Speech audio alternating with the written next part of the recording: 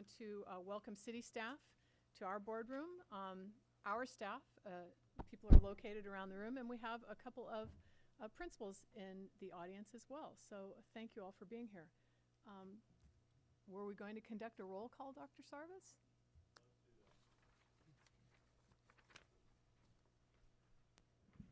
Good. Roll call. I'll start with the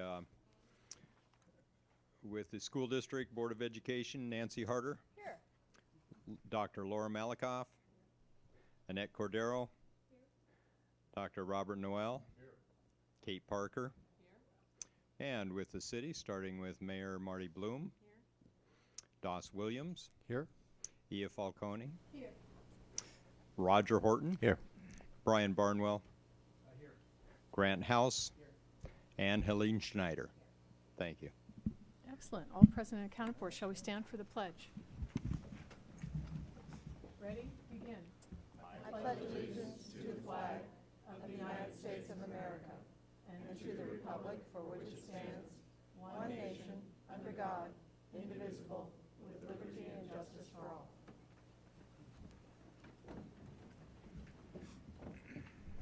Thank you. Spanish translation is available. Mr. Gonzalez, would you?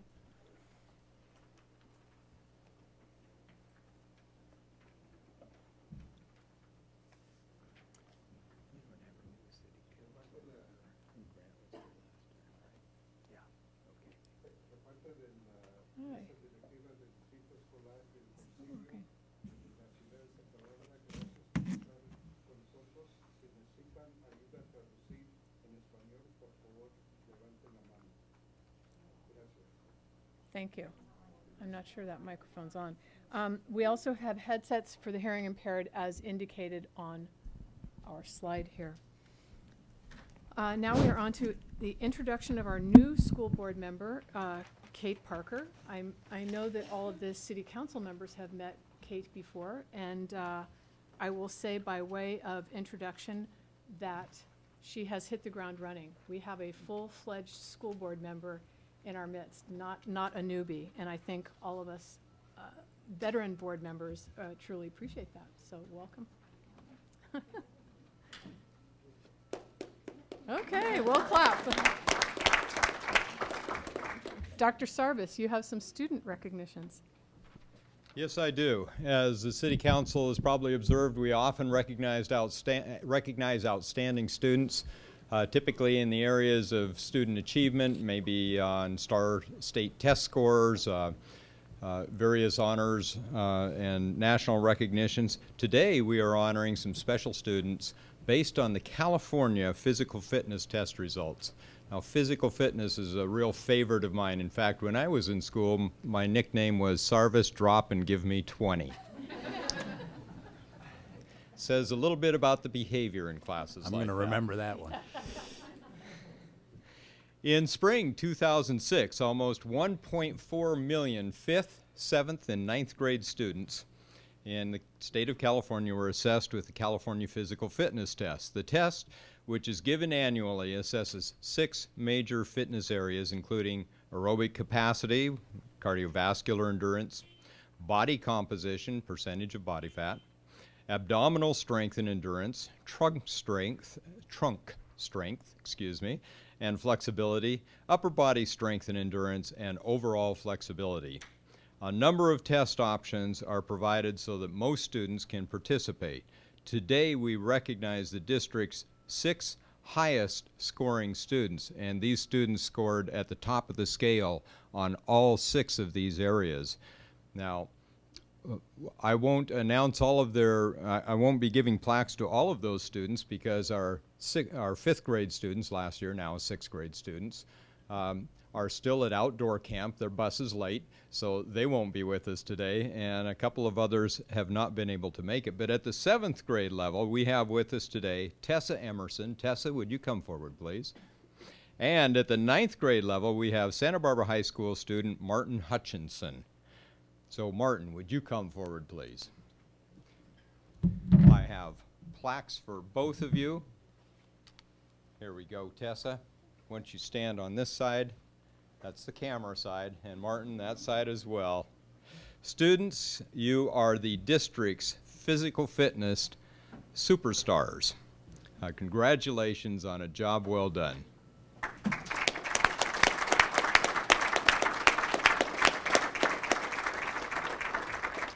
Ms. Harder?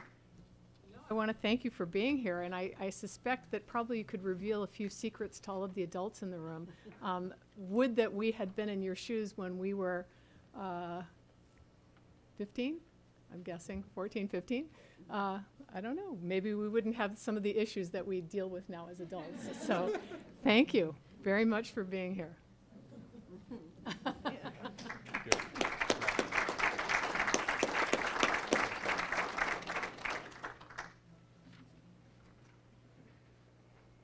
We're on to public comment, and we have a number of slips, and I think the majority of them were for item 16, the discussion of Hidden Valley. So, Mr. Locke, when you can make it in the door, you're up.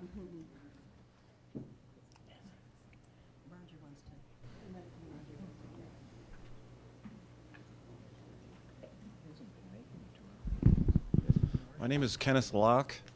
I'm going to make you guys aware of some information that you need to consider. What I'm bringing to the table is I'm going to reinvent education and explain it in relation to how it's conducted in the next paradigm. And I've been raised up as a teacher in relation to a standard. I'll know another teacher type of thing. It's in relation to knowledge. Right now, this educational system is kind of stuck in the paradigm of non-integration. And it'll continually be that way forever and ever and a day. And what I represent is kind of like a natural fruit that kind of bears itself in due season, and we can understand it in relation to art history and the evolution of human consciousness through the avant-garde artist. I'm claiming to be the last of them.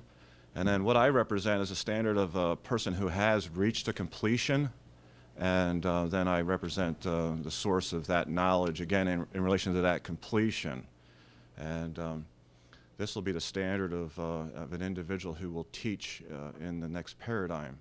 Right now, again, this is a new opportunity that's being made available to each and every person. And my advice to the community is to look at what I'm doing. I'm working on the basis of a tithe, 10% type of thing. It's biblical. I fall into the order of teacher in relation to Melchizedek, which is written in Hebrews.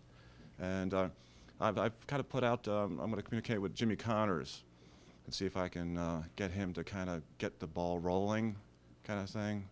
And he's a local here, and I'm showing the whole basis of an educational standard in relation to tennis included in my work. And I hope that the likes of Jimmy is able to recognize the service that I'll be providing to tennis, and then also contribute something to the success of that. But I make myself available to the community, and if anybody would like to sit down and talk, just my email's on my website. Thank you. Thank you, Mr. Locke. Mr. Horton, you have an announcement? Wanted to mention that I called a meeting at City Hall today with Principal Turnbull, Dr. Peter Haslam from Santa Barbara City College, and Linda Gunther and myself from the city to discuss the possibility of a sister city program with Weihai China, where we would look at exchanging students and faculty from local high schools with students and faculty from Chinese high schools. Dr. Haslam envisions a program that could start as early as this summer dealing with faculty. There's funding available from a grant for people from here, and there is funding available from China to bring people from China there to here. So I'm hopeful that perhaps the city, the district, and City College can all combine here in some sort of a fashion to work on this program in the future. Thanks, Mr. Horton. Now we are on to our statement of purpose for the joint meeting. Really? Mayor Bloom, would you have any words? Well, we have now been meeting for several years in joint meetings, and I think they're just very wonderful. I know years ago, the school board was over here and we were at City Hall, and we didn't talk a lot, or when we did, it was usually because there was something very controversial and we were at odds with each other. But we don't want to go back to those years. Instead, what we've done is we meet twice a year now, pretty much June and January. And we've come to the realization that it's the same children that we're dealing with over at City Hall and various programs as the school district is teaching so well. So same children, same parents. We do lots of programs that that work for us, and you do wonderful programs that work for you. So just getting along together is very important. I do watch the LA Times and see Mayor Villaraigosa over there taking over the schools, and every time I see his struggle, I thank everybody, no matter who comes around, that we don't have that kind of thing here. We have a very good school board that takes care of their schools in a very good way. We don't have any failing schools here. We have wonderful schools. So I just, I'm not going to talk anymore about it, but I just think it's wonderful that we can meet together. And if there's ever a joint problem, we can say, well, we'll discuss it with the school board, and we always can and always do. And Nancy, I have your email on fast forward or something. It's just right there. So thank you. Thank you. I think That's Mayor good. Bloom got to the heart of it. Our young people are our most precious resource. We are here to share ideas, facilities, resources to make growing up in Santa Barbara the richest, best experience for the young people in our community. So given that, we have a number of agenda items, 8, 9, 10, 11, and 12, which are based on written reports. So there won't be any staff presentations based on those, but I don't know if there are any questions or comments that council members or board members have with regard to any of those items, or anything critical that any staff member wishes to share. No? Dr. Sarvis? Well, we are prepared for questions on any of these, so if council members or board members have questions. Actually, I do have, with regard to number 9, the administrative procedures for joint review of proposed development and construction projects. I've had some feedback from, not surprisingly, some parents at Washington School, because they are seeing proposed developments on either side of their school campus. And they were interested in a couple of additions. They're extremely happy that we're taking this step forward. And with the work that Don Olson and Dave Hetjonk have done on this, the kinds of things that they would like to see included in this would be something that would include a buyer beware type statement. Buyers of homes near schools, people who are purchasing new homes in particular, are coming to a nuisance, if you will. I'm not suggesting that a school is a nuisance, but like an airport, there are noise and certain conditions associated with it. So that was one of the things that they were interested in. And the other suggestion that they wanted to make is trying to somehow include provisions for what happens during a construction period, which can be fairly protracted. And we've actually had a great deal of success with all of the construction that's been taking place on our campuses as opposed to next to our campuses. So they were interested in those kinds of provisions being set forth to create the least disruption, health hazard, et cetera, on their campus. So that was what I wanted to bring forward from them. I don't That's know if good. anybody else has. Okay. Yeah.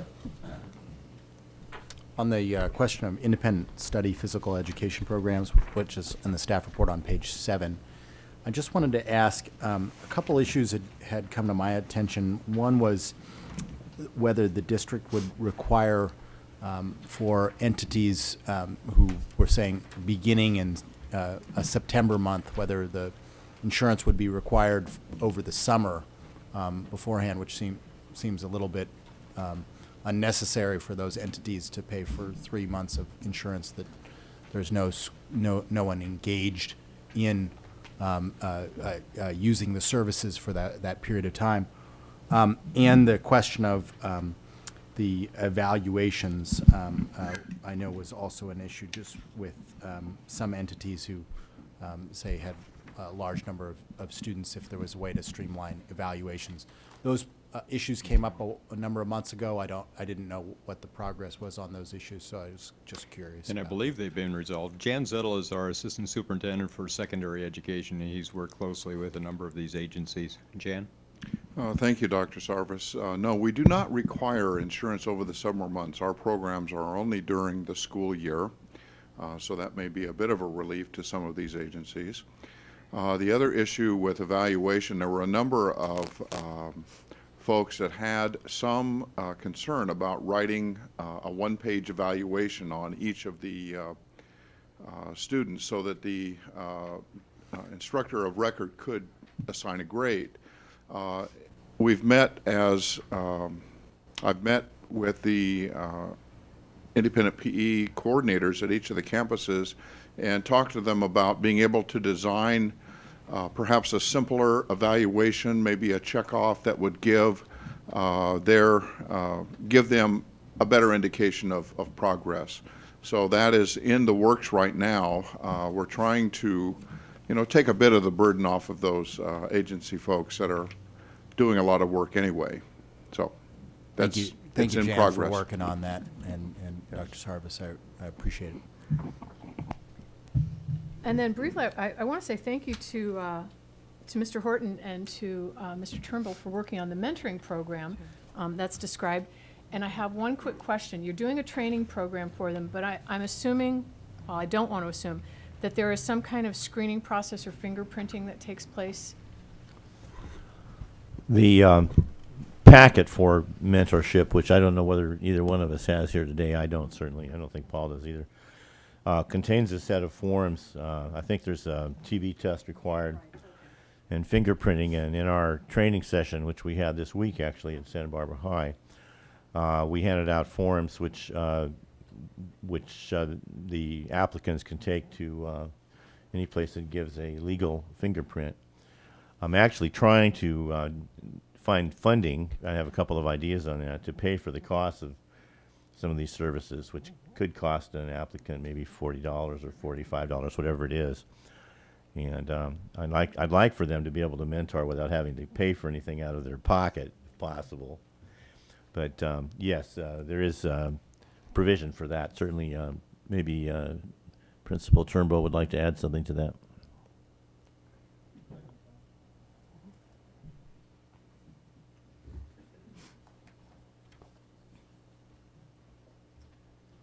We have, first of all, thank you to Mr. Horton for his patience. This is actually the second go-around in the first year. We had to retool things because it wasn't necessarily put together as well as we could have the first time. As far as provisions are concerned, Mr. Horton's exactly right. We'll be going out and looking for funding, most likely from local nonprofits, to help offset any costs for mentors. Their donation of time is hugely important, so we want to try and offset any donation of funds as well. As he mentioned, the TB test is required, fingerprinting through the school district here. We also have a job shadow availability, which is available to anybody through career centers on any high school campus. That doesn't necessarily require fingerprints, although the amount of information collected is extensive, and that's usually a one-day trip to somebody's place of occupation. Thank you. Thank you, Roger, as well. I had one question pertaining to that. If say you are already in the system because you've been a substitute teacher, a teacher, or applied for a position at the police department, does that take care of the fingerprinting requirement for the mentorship? Doss, that question came up at the meeting, and it was my understanding that the district needed to have fresh fingerprints, but I could be wrong on that. That's my understanding. That's the common procedure, yes. And I know a number of us have been fingerprinted a number of times so that we can operate in different areas, yes. Thank you. If there's no other comment on those items, we'll move on to items 13 through 16, where we will have presentations by staff members. So item 13 is a presentation on the status of school district projects. Mr. Hetjonk. Dave Hetjonk is our Director of Facilities and Operations. He'll be commenting on our bond construction projects and on properties adjacent to Washington Elementary School.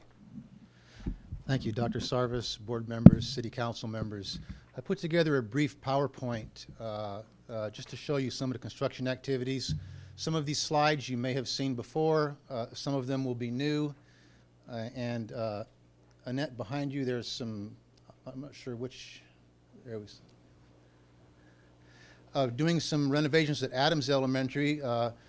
Typical of some of our ADA renovations are protecting drinking fountains for people that may be coming down the walkways that have a sight impairment.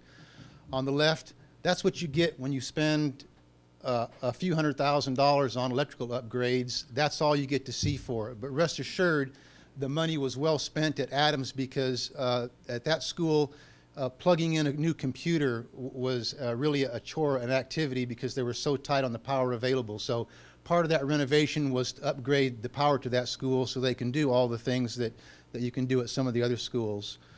Also, just a quick shot, we found that when you make a restroom a little more inviting, appealing looking, rather than just the standard blank tile, the students respect it more. It really, at some of our schools like Santa Barbara High School, Junior High, La Cumbra, when you do something there that really represents the initial architecture of that period, it really helps represent what we think should be, a school should look like. At Harding Elementary, just a shot up at the before of an access and then a ramp meeting code. Again, just activities. McKinley, this is the new state requirement for a student drop-off area for a physically challenged student. You put in some striping in an area for them to be dropped off. This is some of what we have to do to put in a lift or there's a set of stairs where there's no way to put in a ramp to go around it. You take and demolish the stairs and put the stairs back with a lift beside them. Monroe Elementary, we're required to have a handicapped access from the street down to the school, and as you know, that's quite a elevation change for that short distance, so you'll see that pathway along the south end of the school on the south property line. Again, some of the interior classrooms after they've been renovated. Quite a difference when you put in a nice courtyard outside, kind of an outdoor classroom area. La Colina Junior High in the office area, again, some things required for accessibility. This field, I stuck this one in here. This field on the right, this was just recently completed. This is a field that is part of our joint use program, the field at La Colina. And again, just providing access from the parking area via coming around towards the cafeteria and then back up to the field. So if you're watching a soccer game and you're physically challenged, you can get up there and watch the game. Again, a lot of what you'll see on the left, the short version that was too steep, and on the right here, a little bit longer version that is the right angle. Again, just some of the interior spaces that were renovated. Again, just some restroom showers, trying to make them attractive. It seems that the more attractive they are, the less vandalism we have, and the better they're kept up. Peabody Elementary. 2 years ago, Santa Barbara Junior High School, the Marjorie Luke Theater won an award at the CASH conference. CASH stands for Coalition of Adequate School Housing. We were just notified that Peabody Charter School has won a award of honor this year. The Marjorie Luke was an award of merit. This one is an award of honor. I'm not sure which is a higher award, but we will receive that award in February at the CASH conference, and then the architect is planning on doing a display for the Exploration Center up here on the wall, just like they've done for the Marjorie Luke. Again, beautiful building. Here's the library, the science lab, the computer lab. Santa Barbara Junior High, the kiosk out in front that was put there as part of the project. You may have seen these before, the before and afters of the theater. Great job, and that's a joint use with SIPAC. They run that theater and do a great job of keeping everything going there. Some lunch shelters.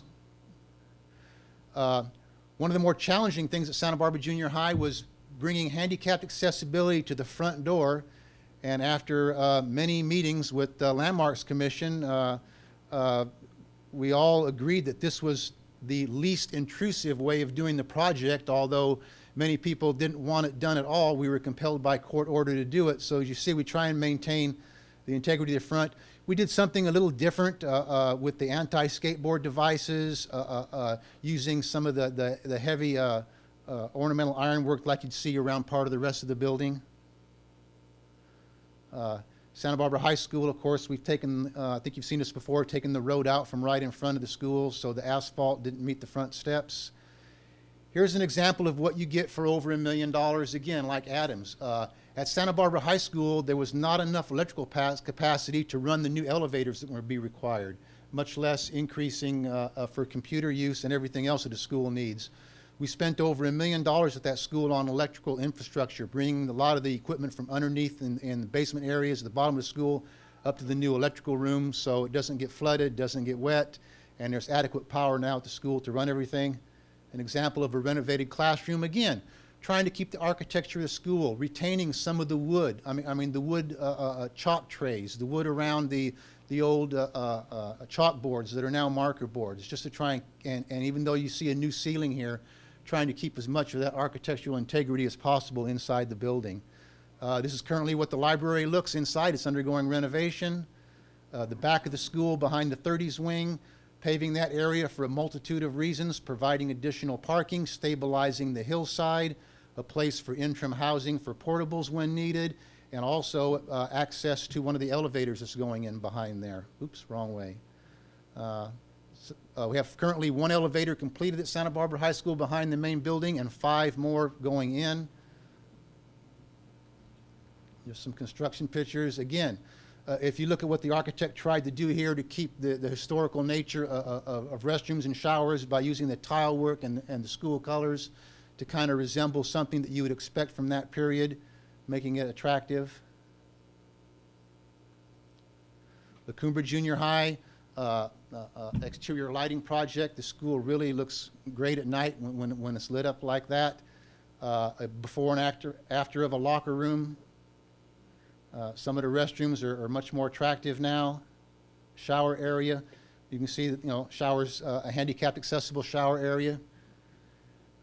New advanced exercise room at La Cumbre Junior High. And of course, here's one of the lifts to get you up to the upper area where the coach's office area is. This is the ribbon cutting for the new Franklin buildings, the new classrooms, and the new library and computer lab that recently was completed and opened. There's another shot of the building. The new classrooms are off to the left of this shot. Just a few brief slides for schools that are outside the city limits, since you probably don't get a big briefing on those. At Goleta Valley Junior High, again, just some ADA work in the office area, ramps, just making the campus accessible. We had a kitchen renovation there.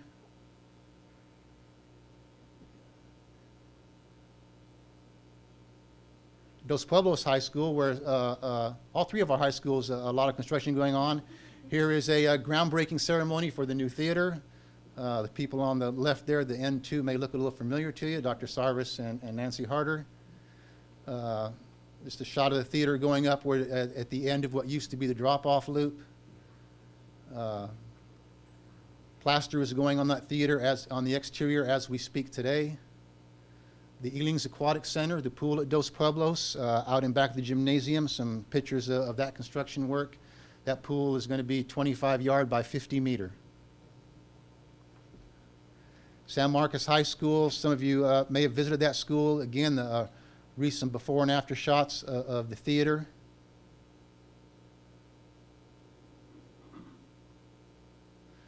And the gym renovation project, putting in a new ticket booth and adding women's restrooms on the main lobby area so the women did not have to walk across the gym floor to the opposite side of the building to go to the bathroom when there's really no room to walk. If you've ever been to a basketball game there when it's packed, kind of difficult to do.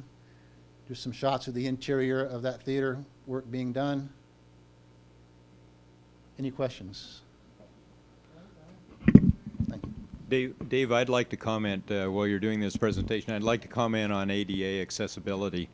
At the time, our two bond measures, the I-98 in 1998 for the elementary schools and the Measure V in year 2000 for the secondary schools were passed, we had anticipated a considerable amount of work just through modernization and refurbishment in creating more ADA handicap access and restrooms, ramps, doors.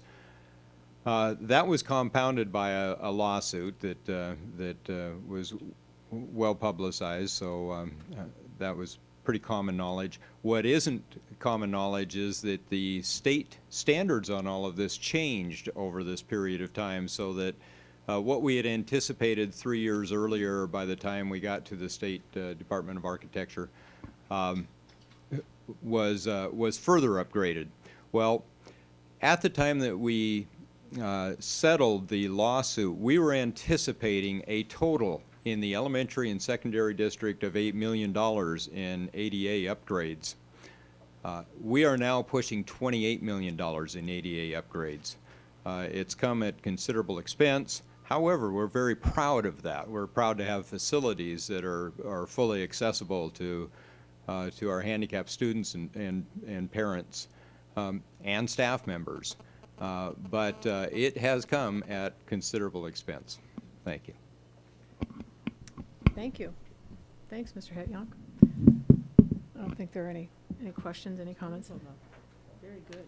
I'll just say that for anyone who has ever used the theater at Dos Pueblos, which was less than half the size, if my memory is correct from high school, of this room right here, is really thankful that there's going to be a theater at Dos Pueblos. Well, then you have good memories, because it's probably 1/7 the size. It seats about 100. This will be about 750 seats, I think. Item 14 is a report from the Park Foundation on the status. I'm sorry, I've Oh, couple I'm quick items sorry. to go. That's okay. Yes, two projects going on in the immediate vicinity of Washington Elementary School. One is 230 Lighthouse Road to the north of the school, a property which contains a church. I attended the Planning Commission meeting on January 11th to address the commission. During the meeting, of course, the people at 230 Lighthouse had a conceptual review for doing an upzoning on the property from 5 dwelling units per acre to 12 dwelling units per acre. And with those 12, there would have been 12 units per acre would have yielded 22 three-bedroom condominiums with 4 affordable units. And we had met with the owners of that property on 2 occasions prior to them making this conceptual review to the city. We'd given them our concerns, some input.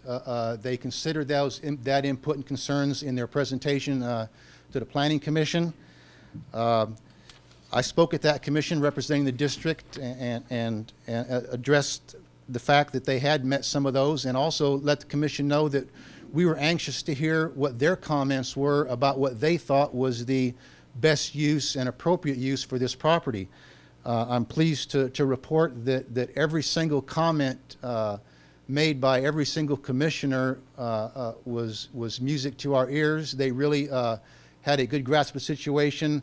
They were aware of the street lighthouse, how narrow it was, the amount of traffic that was on there. They were aware that there was no control of the signal at Lighthouse and Cliff. They were concerned, as we were, about where access to the street would be. They were concerned not only about sight lines to the school, but what sight lines would affect all the neighbors. The commission felt that property was best use would be something nearer the existing zoning than upzoning. And like I say, the district felt that was the appropriate time to make our initial comments, and we were very pleased with all the comments that the commissioners had to say. And again, it was just for them to give conceptual comments. No action was taken by the Planning Commission. Our other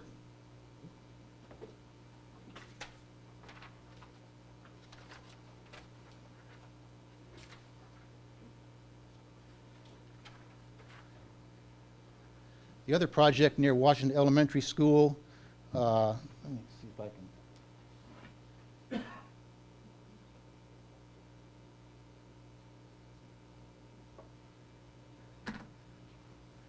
I might be a little bit better. This line right here is just a power line, and this line is a sewer line, so don't let those confuse you. This right here is the property line that does not belong to Washington School. This is where the proposed development was off of Cliff Drive. The proposed developer has now come with a proposal where we do, you can call it a lot line adjustment, a land swapped. The concept was for them to build up here on district property and give up some of this property down here and give it to the district. They were just under an acre where they could build 4 single-family units, where if they had a full acre, they could build 5. So their proposal was when we adjust the lot line, that we give them enough property to bring them up to the 1 acre. In return, they would pay for and include improvements along here for additional parking.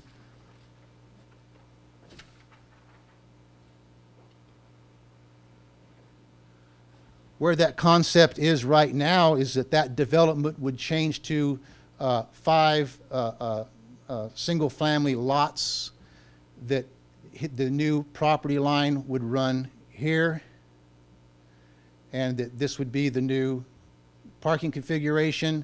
And here was where we have where we have a place where we put our future library.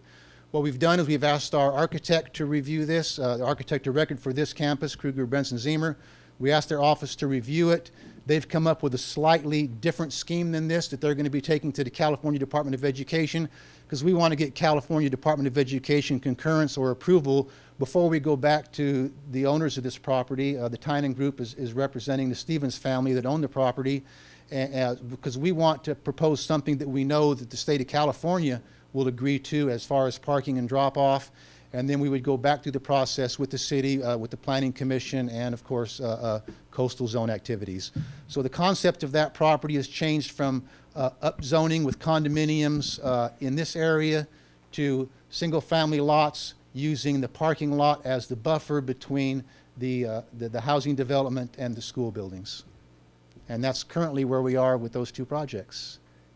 Any questions? And could you point out the where the pieces that are being swapped are?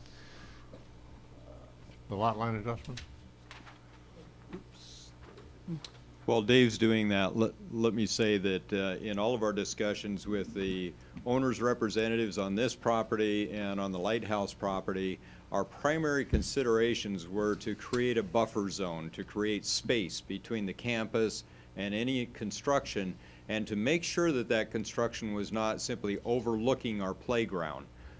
So those are the first considerations, but we did also talk about both of these additions proposed by the Washington parents, and I don't know that this document is the appropriate place for these kinds of additions, but we also talked about buyer beware statement in any sales or any deeds to future homeowners on the part of the owners or the representatives, and about conditions during the construction period. In fact, a lot of our discussions had to do with construction conditions and how they might impact the school and how the school might impact the construction. Yeah, and we've given those comments before the Planning Commission. Dr. Noel, the property line right now, if you can see the little red dot, runs right here, up to here, and then angles here. This area right here is an easement. They had the Stevens property has an easement off of Lighthouse Road that runs right here through the parking lot for that access. So that's the current property line.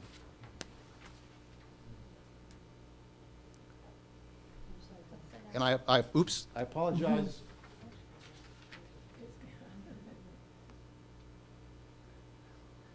I apologize, I don't have these on the same overhead, but instead, so the property line before would have come right along here and up this way. They are just under the 1 acre that they need, and this new property line here would put them just over 1 acre, and then in compensation for that extra land, they would do all of these improvements for the district at no cost as part of the project.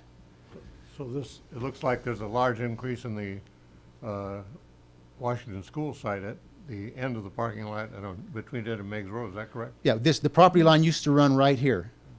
So basically, they get property up here next to this condominium complex, and we get, and where we have the part of the parking lot that's not paved up here, that becomes theirs, and this area down here by these portable buildings and along Meigs Road, this becomes ours. And that's a big stand of eucalyptus in there, is it not? There is. Yeah. Well, there's a stand of trees in here. Thank And of you. course, what tree stays, what trees removed, all of that is part of the planning process that they would be going back through the City Planning Commission and city staff.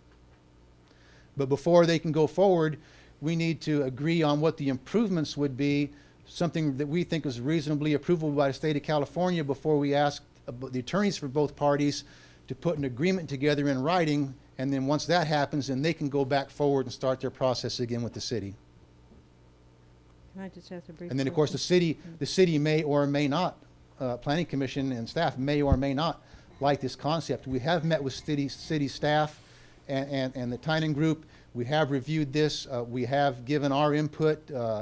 Our input has been taken well and received, but it has not yet gone to the Planning Commission, Can I just to my ask- knowledge. Yeah, and then Mr. Williams has a comment. Go ahead. Okay. Do you have any idea how long that would take, going up to the Department of Education and so on? Oh, we are getting a review from Mr. George Shaw. He's here in Goleta.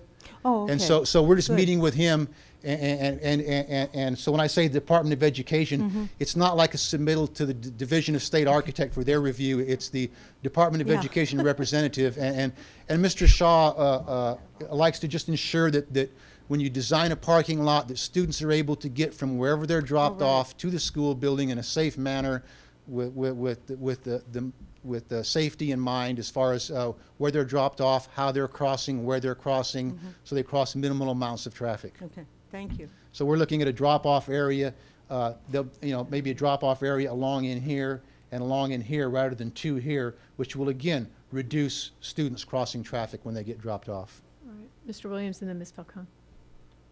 First, I just wanted to say I'm very pleased that these discussions are taking place, because when I walked out there, I looked at that parking lot and I said, well, doesn't it make sense from a lot of perspectives to change the configuration? I think some of the big benefits for the school is to have a independent access and for the project at a place that's straighter along Meigs than they were otherwise. They were going to either have to do a independent access that was along a bend or go through the easement, which would have caused more hassle for the Right. school. And it's also obviously farther from the school grounds, so that makes a whole lot of sense. I just had a question about the single-family home concept. Is that a primary interest for the school district and the PTO, or is that a secondary interest, or is that just something that came along randomly? It's something that came along randomly from the Tynan Group after discussions with their homeowner, or excuse me, property owner. When we had discussed realigning the property line, they're the ones that came back with this proposal versus the multi-unit condo upzoning proposal, and this is their proposal that they came back to us, and so we were pleased with that. We didn't ask them to reduce that; they did that on their own. If that's the And case, I think it makes everybody very happy. I mean, if that's something that does make everybody happy, I think that would be, interesting to know. Though, when I spoke with some of the PTO members, I also got the feeling that what was most desirable was families with children, and demographically, that's very difficult to get from new single-family homes in Santa Barbara these days, and so, I guess I question whether 5 single-family homes is superior to 8 or 10 multifamilies, because the multifamily homes you might actually have families with children that go to the school. So something to think about, not something I'm passing judgment on this second. And again, we would be most anxious to hear the planning commission comments on what they felt was the best use for this property. We haven't heard from them yet. Great. Thank you, Madam President. I think that I too would like to echo that I'm so glad that these conversations have been taking place, because the development in the location that you've just described makes infinitely more sense than where it was originally proposed, and that change could only have happened through a cooperative effort between the landowner and this board, your school board. And I think it's great that you all came together and tried to make an arrangement that made the most sense not only for the campus and the school, but also for the neighborhood, and also provided some opportunities for the landowner to maximize their development. And how that happens will certainly be a discussion for our city planning works, whether what type of development it is. I'm wondering whether or not in this single-family home configuration, though, whether the discussion of one-story or two-story has been broached, or are we even there? Or no, I see Paul Casey shaking his head saying no. So anyway, that's a planning, just as an internal city sort of discussion. But the access issue is something that I've always been very concerned about in the previous location. This access that you show here for the development, you may not know the answer to the question because it's part of the development, but I notice that there is no left-hand opportunity. Has that been pretty much decided on as they come out? The curve here, I'm sure everybody's very familiar with. I live very close to this, so I'm intimately familiar with this curve. I don't see a left-hand opportunity. Has that been part of your discussions, that there shall not be a left-hand opportunity? I would refer to Mr. Casey, but I don't think that's been discussed about not having a left-hand That's still up in turn. the- I think it's still up in the air. I think what was discussed was that by moving the entrance up here, there's far greater sight line than down here than it was before. So, Well, so that's a when matter of some yeah, discussion. When you pull before, up, now, of course, there's been no traffic study done on this change, so I'm Right. sure a traffic study would address things like that. Or, Right. to my knowledge, there's not been a traffic study done yet Yeah. on There's on no this proposed question that it's configuration. better, but, and there wasn't not going to be a left-hand opportunity in the other configuration. I know that that was I don't part of recall that plan. the discussion taking place yet. The other question I have is a school board question, and that is through the parking lot. In that you are getting this additional triangle here, as Dr. Noel pointed out, between Miggs Road and your parking lot. Has there ever been a discussion as to whether or not there would be access through that piece of land to Miggs Road? I'm wondering if you've ever contemplated. We haven't that. contemplated that. I know that the proposal that the architect has developed, that I don't have a copy of, I'm sorry, that we're reviewing with the Department of Education, has you coming down here, making a loop, and then coming back out, rather than a dead end. And we're not having the dead end would allow us to put a drop-off zone in here, meaning we don't need two drop-off zones in here where students are crossing as much traffic. Right.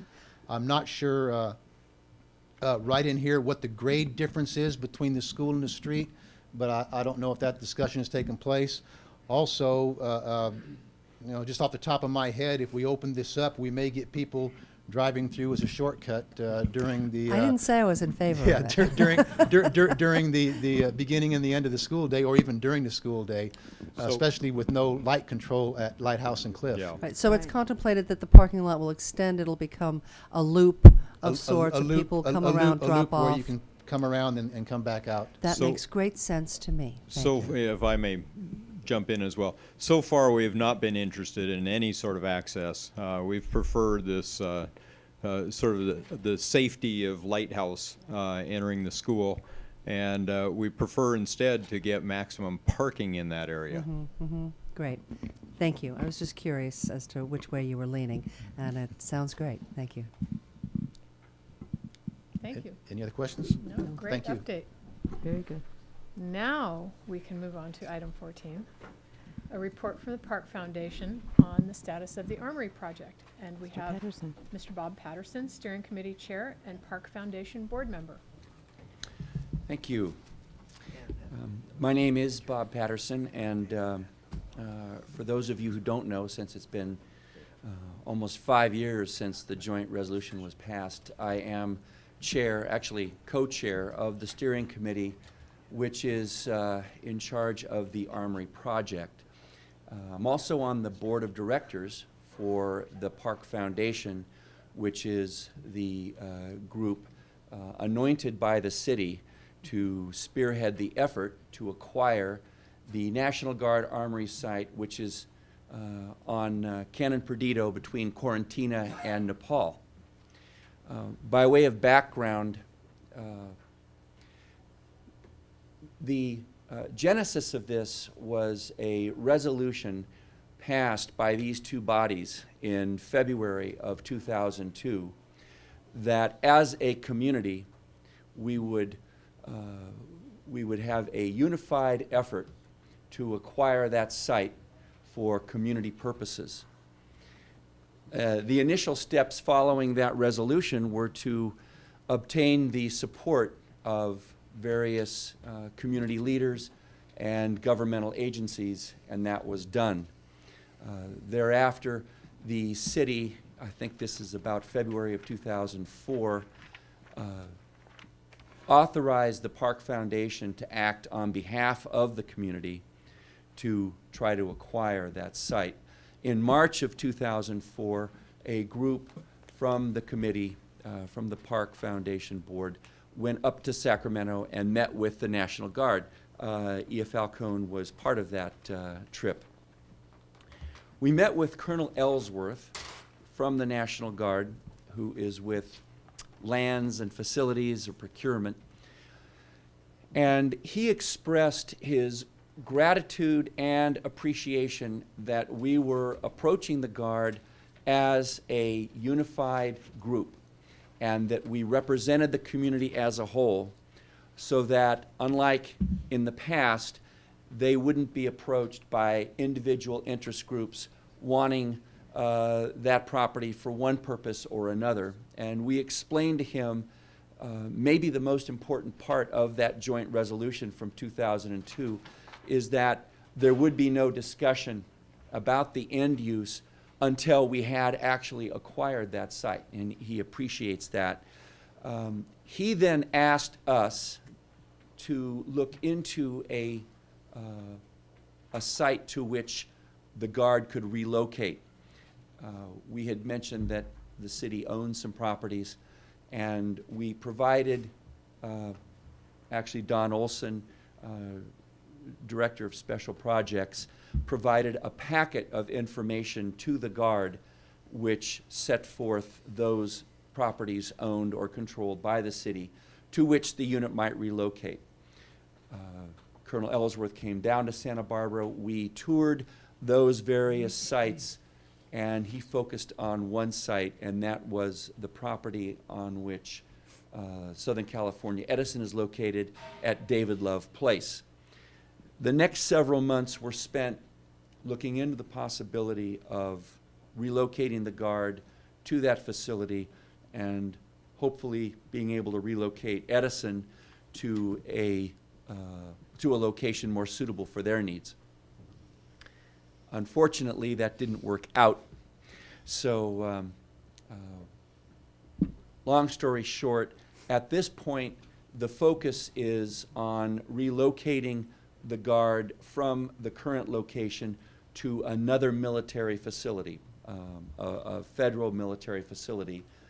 There are a couple of options there, and our focus at this point is on entering into a memorandum of understanding with the Guard that whatever site they choose, we as a community will assist in the design and construction of the new installation, new facility, and in return, we will receive the site.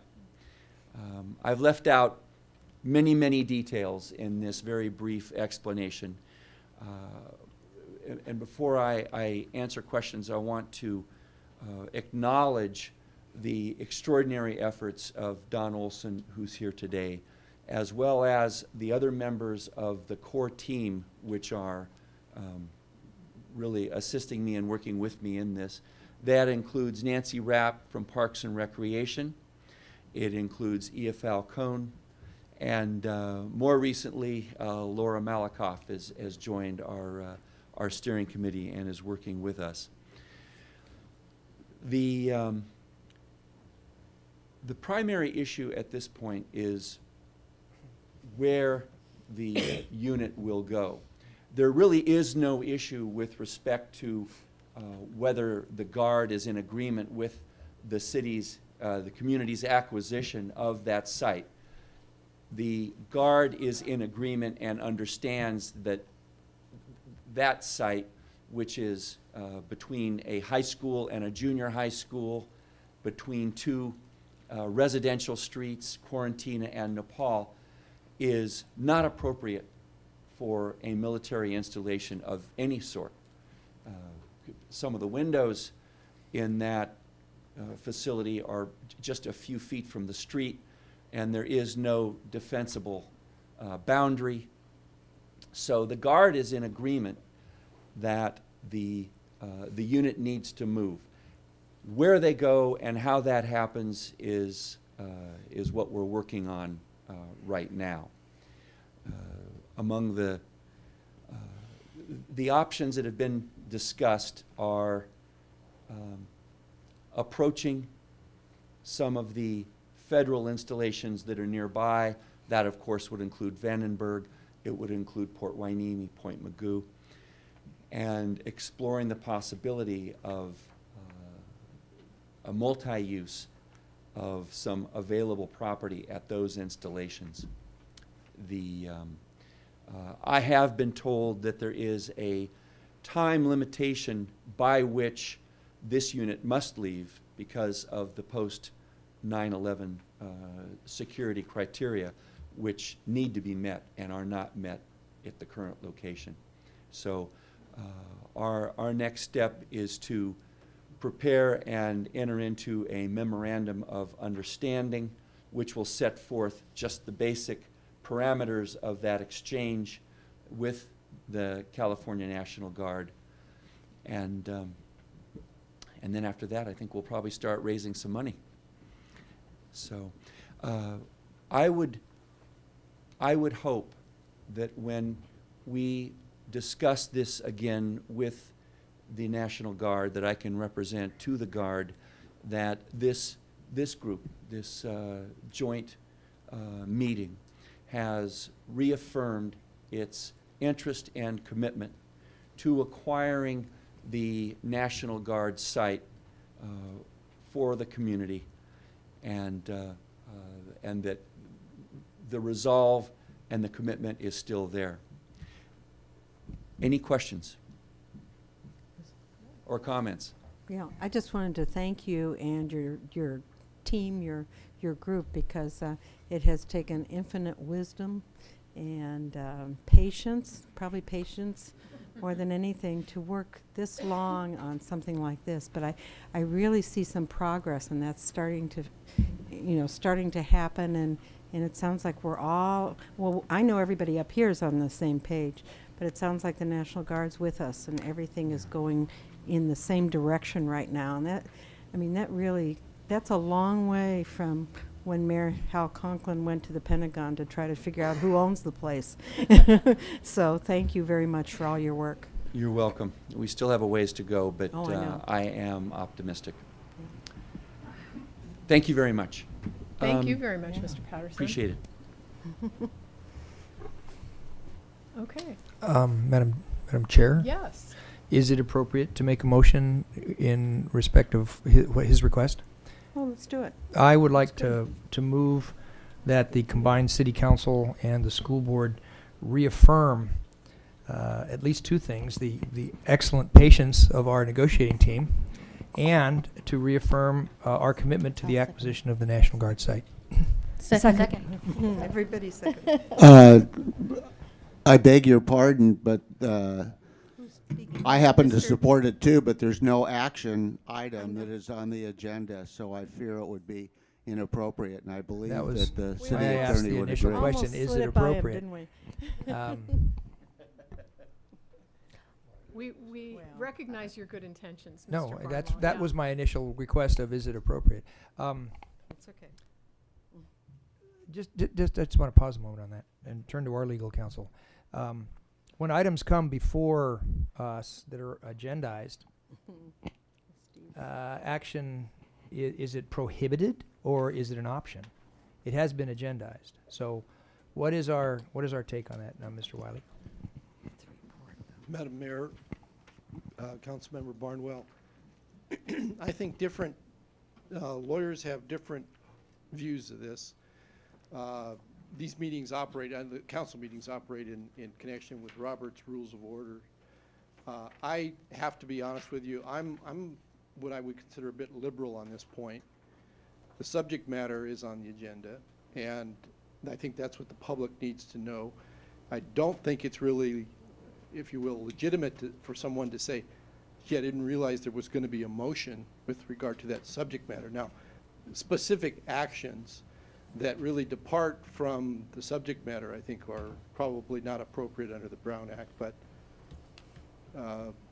a motion regarding that subject could be appropriate for the city council. Well, if I may then, because I was operating on what I knew to be our operational procedures, since it was noticed and it is on the agenda, and we are taking nothing more than reaffirming that it's on the agenda and giving our additional commitment to it, then I would make with your kind indulgence, I would make the request to move it on behalf of our city council if it's inappropriate to be done also by the school board. I would second that and just say that although the council, the esteemed council for the school board may not feel it's appropriate to have a motion by the school board, maybe a shaking of heads would would suffice to placate and give Mr. Patterson the okay that he can represent both bodies. But I'll second your motion, Mr. Barnwell. I wonder if I may address that. Would it not work if we were to draft a written resolution and then each body sign that at our respective meetings? That was going to be my suggestion. And if the city council wishes to proceed, that would be my suggestion for the school board. We wouldn't get it on our Tuesday agenda, but we could get it onto the following agenda. Well, and how many angels can you stack on the head of a pin? So you're suggesting that the motion would be that the two bodies go back and come to their resolutions, or to join some? So then there would be a motion. Well, I'm just suggesting that. No, I mean, we're talking about whether a motion is appropriate or No. not appropriate, so now we're saying there is a type of motion appropriate. I don't think that you would need to make a motion on that account. If you wish to Okay. proceed with your city council members, you may. Okay. Well, I'm going to proceed. We have a second on it, and I'm going to proceed with that, and then also recognize that I think Dr. Noel's point is another good one at some later agendized point within the two bodies. All right. Let me just say that at our next appropriate board meeting, I'd like it on the agenda. And I'd like to have the opportunity to make an identical motion to our board that fits with our legal opinion. Okay, so Brian, restate your motion just The succinctly. motion was to move to reaffirm the commitment on the part of the city council to acquire the National Guard Armory site. Okay, we had several seconds. All those in favor, please say aye. Aye. Aye. Opposed? Very good. Thank you, and thank you. We'll just move on, yeah. I was going to say something, but we'll go on. Okay. Item 15? Item 15, report on school district and city collaboration on environmental and sustainability projects. And I believe we have Nina Johnson, assistant to, no, we don't. We have Don Olson. All right, thank you. I am standing in for Nina Johnson. Nina is in our office, the city administrator's office, and has been given the management lead on implementation of our sustainability program. She's not in town today, but asked me to step in for her. You remember back in June at our last joint meeting, you were given information about how each of our agencies have initiated environmental sustainability programs. And as part of that, both school board members and council members asked or expressed a real strong interest in that we should be doing more together. And so we're coming back at this meeting with an inventory. We felt it was important to have a better handle on understanding what we are currently doing together. So we pull this together. It's attached as attachment 2.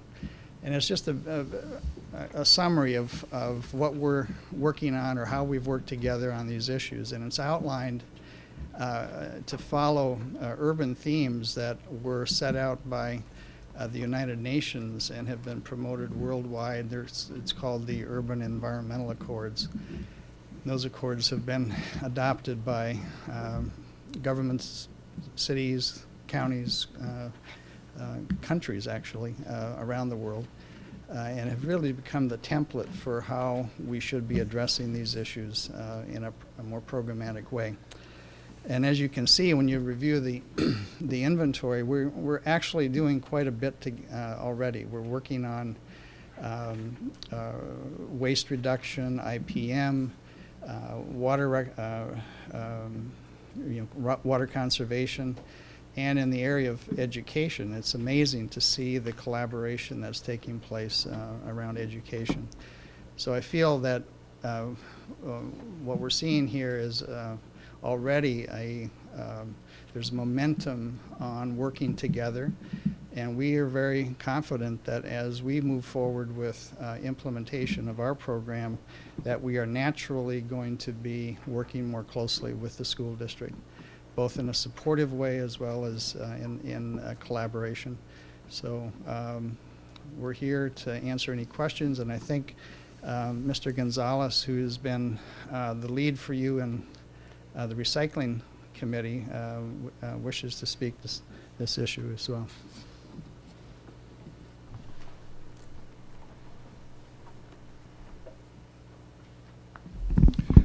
Thank you very much. I want to share with you briefly that about a year and a half ago, our superintendent charged us with taking a look at our recycling programs and begin to emulate the very many successful practices that the city of Santa Barbara has enjoyed.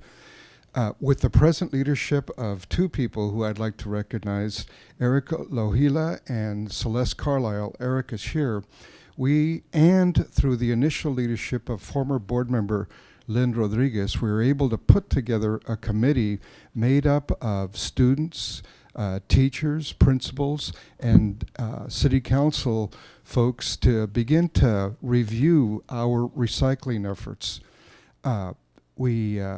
It is a work in progress. We have seen some substantial positive changes as a result. We've begun to collect data about, are we making a difference? And the data seems to indicate, particularly, we have had some principals who have embraced, and some school communities who have embraced these efforts. I would like to publicly acknowledge Santa Barbara Junior High and John Becchio, Principal John Becchio's leadership. We did a recent study, and we understand that we're beginning to save about $500, which may seem like a modest amount of money, but it's simply a start. The conversations about recycling have had to do mainly with the idea of proper placement, and as you folks all know, teaching, conditioning young people, junior high students, high school students, to take that extra step and place things in the appropriate container is not an easy task to do. And a lot of our efforts are being spent right now about what is the best way to get youngsters to do that. So that's where we are right now. And again, I want to acknowledge that without the leadership of the city staff, I don't think we'd be here. One other thing that the public may not know about that I think it's significant to point out, in conversations with both Eric and Celeste, I'm in awe that as a culture, the city of Santa Barbara has adopted the idea that coffee cups made out of paper is no longer the norm, that you indeed use the appropriate reusable coffee containers. And that's something that we're taking a look at within our own district. You can imagine that almost every teacher drinks coffee every morning, and so I compliment the city on those norms. Thank you all very much, and we'll report to you in about a year. Thank you. Thank you, Mr. Olson and Mr. Gonzalez. It is an impressive list, you know, when you see all of the efforts that are accumulated in one spot right here. I don't know if there were comments or questions. Yeah. Thank you. I'm the council member on the sustainability committee with the school district and also with the city. I think that was the connection there, and I guess speaking with Ms. Rodriguez before, and it's just astonishing to see the different ideas that are coming from different campuses. Each campus has their own unique flavor to it, I guess, and they have their own unique challenges. And I know the school board members know this, but it's been an education for me as well. And just the initiative from, whether it's from student groups or a principal or a teacher or parts of the administration, has been really thrilling to see and to see that grow. I know at our last meeting, I guess a week ago, that was a week ago, where a group of students from Santa Barbara High School at their own business class, they're putting together a program to make money off of recycling and have that be part of their project. And then, as mentioned at Santa Barbara Junior High, figuring out that they can have one less trash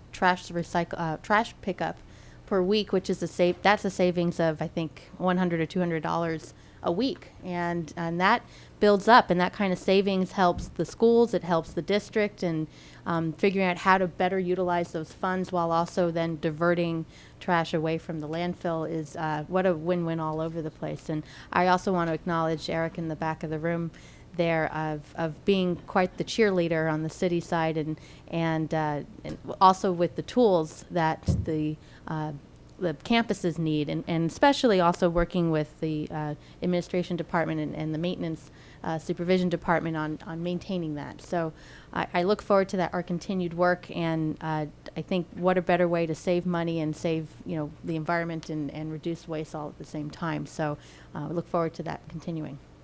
Thank you. Mr. Williams.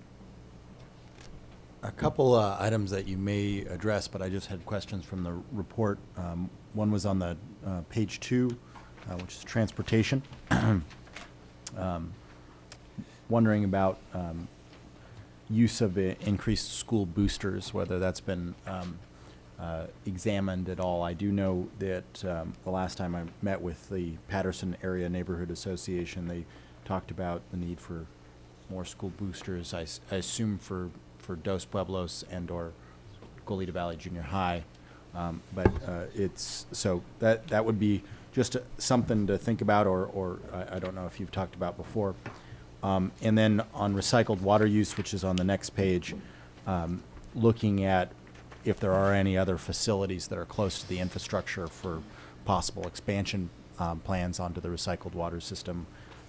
It would be interesting to know if there's anything close, and if so, how close, or if not, how far away, and the costs associated with extending the recycled water system to other facilities. Mr. Horton. Last week, Mayor Bloom and I attended the opening of the first biodiesel station in Santa Barbara, which caused me to wonder if it's possible for I think you contract most of your diesel trucks. Is that correct, Mr. Hetyoung? Is it possible for you to, in future bid specifications, to ask that they run biod or ethanol, for that matter, in your fleet? I have a little bit of knowledge on this subject. However, our chief business official, who used to be Mary Stark and is now Ed Diaz, usually handles all our transportation issues. You're correct, sir. We do contract for our transportation. We have had discussions with Santa Barbara Transportation about using biodiesel fuel. We've investigated whether or not they could buy it from the city as being a private organization. We've discussed with them where the areas are where they can refuel, how it would affect the cost to us as far as the routes, and we're looking at that. And we could probably specify that in the contract. We'd have to look at how it affects the contract, maybe as a bid alternate in this is the amount that would cost the district for not being 100% biodiesel, maybe a percentage biodiesel, and maybe 100%, and that way the the school board would have an idea of how that would affect the budget of the elementary district, since most of the busing is in the elementary district, and they could make that decision. But we have had those discussions with Santa Barbara Transportation, and we have had those discussions with the city. From what I've been reading, I think the air quality is quite a bit different on the two types of fuel, so it might be worth taking a look at. Mr. Armstrong, is it true that we are 100% Bio-D in our fleet? Yes, that's correct, on all our diesel vehicles. And all of our diesel vehicles that the district owns do fill up at the city yard. Mr. Williams had a quick follow-up, and then Mr. House. Yeah, when this subject first came up, I guess how I was looking at it was that by structuring your contracts with a private contractor, the way that you are already spending more on fuel than I think you probably would need to, because they can't purchase fuel tax-free, but you as a public agency can. And so my suggestion and my hope on moving to biodiesel is by structuring any further agreements in such a way where the fuel belongs to the district as opposed to the private contractor, even if the agreement is with the private contractor, that you could be able to transition to biodiesel without as much of an incremental cost increase. And so I think that I know that's a little bit of dancing around who owns the fuel that the private vehicles are using, but I think that if that's possible, that would be useful to the district and obviously useful to the community. I wonder if you've been able to examine your ability to restructure those contracts. I don't know that we've done it yet, but we sure could look at it. Well, as a matter of fact, that's what Mary Stark was exploring with our contractor. With Ed Diaz's arrival, and I'm sorry he isn't here because I'd like you to meet him, with his arrival in the district, he's picking that up, but he's been busy of late with some other pressing issues. Yeah, but I want to reiterate what Mr. Horton said. Yeah, there is a certain element of concern with air pollution when a diesel bus is idling in a single spot, especially when there's a lot of students around it getting ready to get on the bus. Mr. House? Thank you very much for this report. One of the things that I'm pleasantly surprised by is to see how many different aspects of school district and city operation fall under this amazing overarching heading of sustainable community joint efforts. I mean, it's just remarkable how much really this touches our lives both in the schools and outside. And I want to look a little bit more to this transportation piece because, as Ms. Schneider mentioned, there are multiple benefits to each of these, taking a look in each of these different areas. And perhaps one of the areas where school districts, school operations, and our community, where there may be a rub, and not maybe, where there is on a daily basis in the morning and the afternoon when kids are coming to school and then going home. And the other day I had a meeting with some of the Hope District parents and staff and their neighbors, but also La Colina representatives were there as well. This had to do with the issue of the traffic around Monte Vista and La Colina Junior High. We had staff members there. The county was represented with some of their staff. And it ties in with this whole issue and emphasis on possibly improving the people's appreciation of carpooling, the healthy ways of getting to school, walking and bicycling to school. And I know we in the city have made a big push from a policy level basis, but also operationally with our transportation department to do everything we can to work with the school district, but also with everyone around for better sidewalks and all the rest. So I just want to put in a plug for, let's ramp it up another notch. We're getting complaints and concerns that we only can do a portion of it, and we definitely need to keep a cooperative perspective on this. If it's not with the help of the principals, we're sunk. Then nothing that we can do in the city in those areas will really be helpful, even if it's structurally changing the shape of a street or adding a sidewalk. So I'm certainly wanting to be part of that if I personally can as a city council member, but I'm sure all of us share a commitment to that. So my question, and it should be an open-ended one, is to what degree can we do better in this area? And certainly on the other side, to what degree will we all commit to do better and see if we can get others to participate in that, meaning the parents and the neighbors and all the rest? I'd like to address that if I may, and Mayor Bloom, you may want to address this as well, because Marty and I just sat down with various officials and with the Chamber of Commerce. In fact, the Chamber of Commerce sponsored the event to talk about those very issues. We move a lot of people on a daily basis. I mean, we have 1,800 employees. We have 16,000 families. Frankly, moving students by bus is a much more efficient way than having each family drive their child to school, and that has a tremendous impact on road use and traffic during those times of the day. We've worked to stagger starts so that we're starting after that 8 o'clock time when a lot of people have to be at work, but we still have a lot of students who move all over the community, and we have a lot of schools of choice. We're committed to those schools of choice, as you well know. And I don't think we'll be backing off of those schools of choice and forcing every school to become a neighborhood school.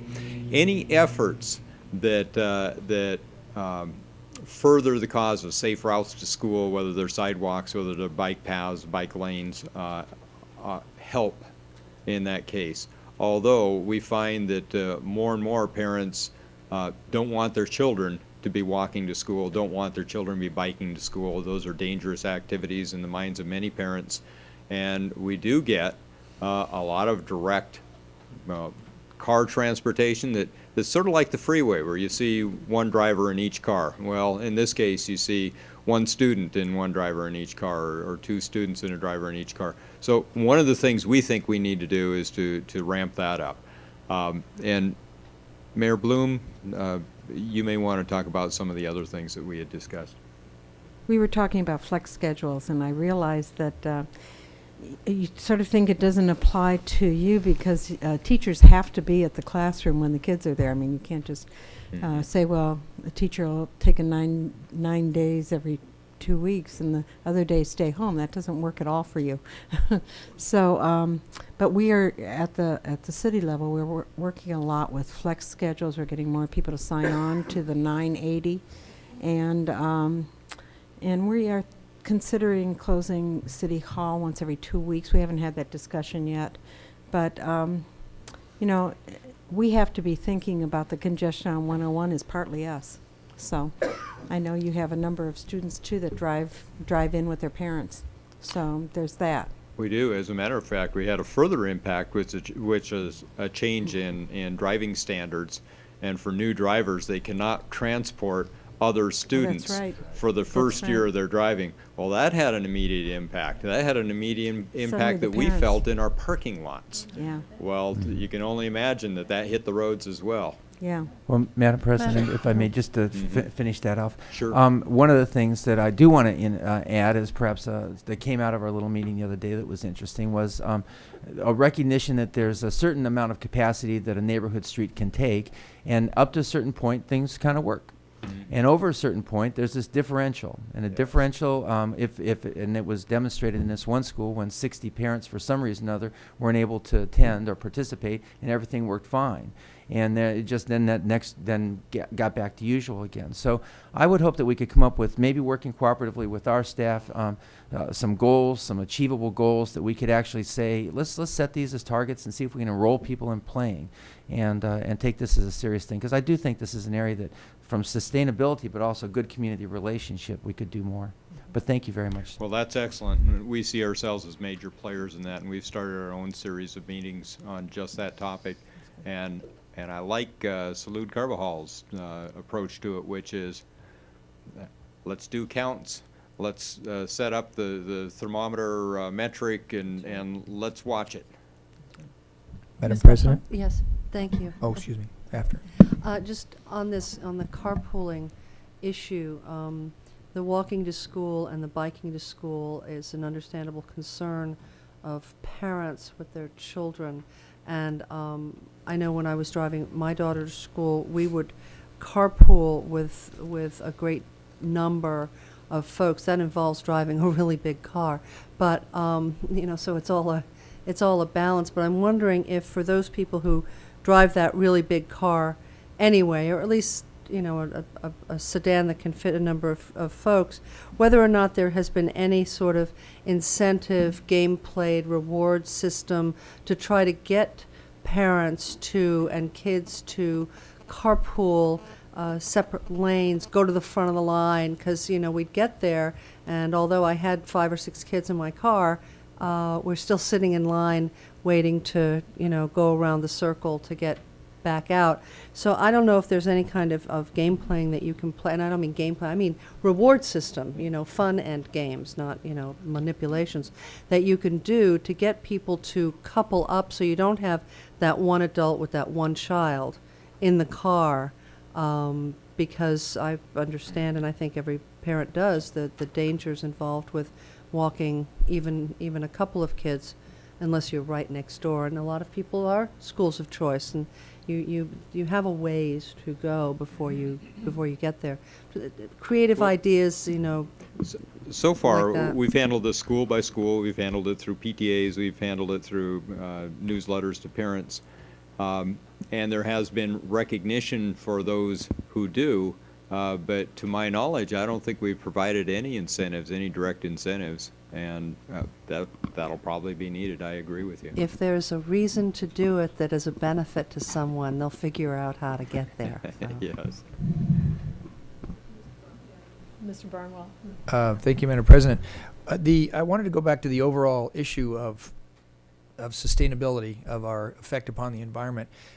The city has formed, the council has a subcommittee, which we call our sustainable subcommittee. And as we look at that whole issue of, what I think it's an important thing, because I want to talk about where we feel the most effect. Where's the greatest bounce per ounce on this stuff? Some of you may have been or heard about a lecture by an architect a few months ago called Mazara, who came and talked about what we refer to as CO2 emissions, carbon emissions, which are the things that are melting the polar ice caps.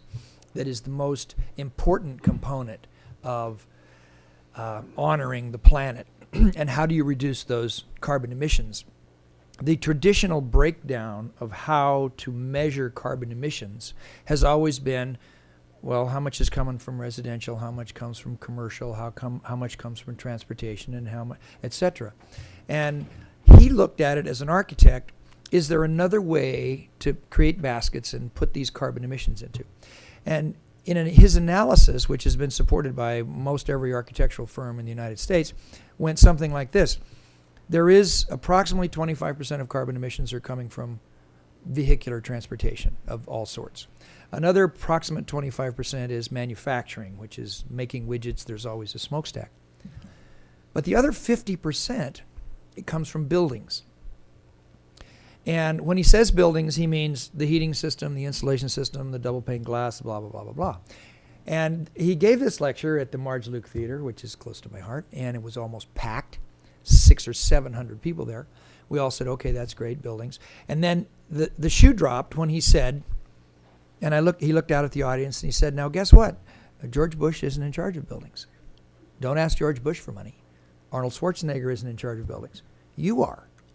The cities, the architects, and the builders do all the buildings.